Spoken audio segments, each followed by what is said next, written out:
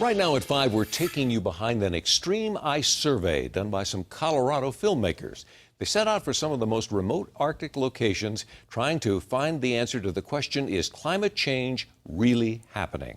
And what they found is featured in a Sundance Award-winning film called Chasing Ice. It opened just this week at the Shea Artiste Theater in Denver. And Trujillo spoke to the Boulder residents behind this film. There's no question National Geographic photographer James Balog knows nature.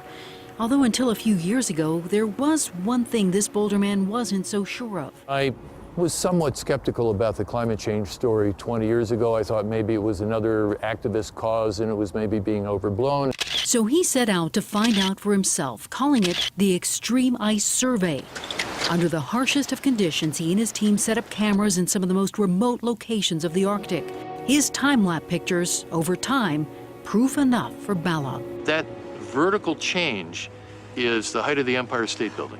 Chasing Ice made its debut at Sundance Film Festival and last weekend in his hometown at the Boulder International Film Festival. We got standing ovations every time, and that was really, really exhilarating.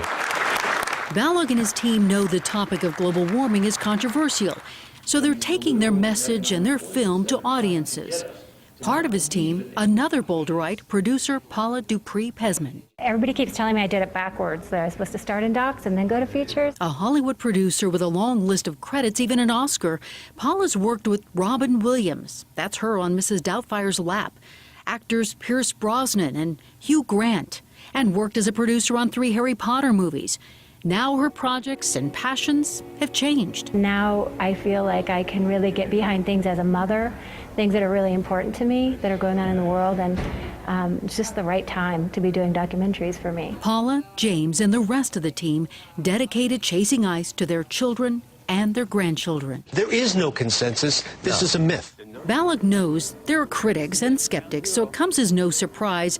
Here's how he responds. I would love to get a whole group of those guys up to Greenland or Alaska and show them what's really happening. And I think I could turn their minds around. And Trujillo, 7 News.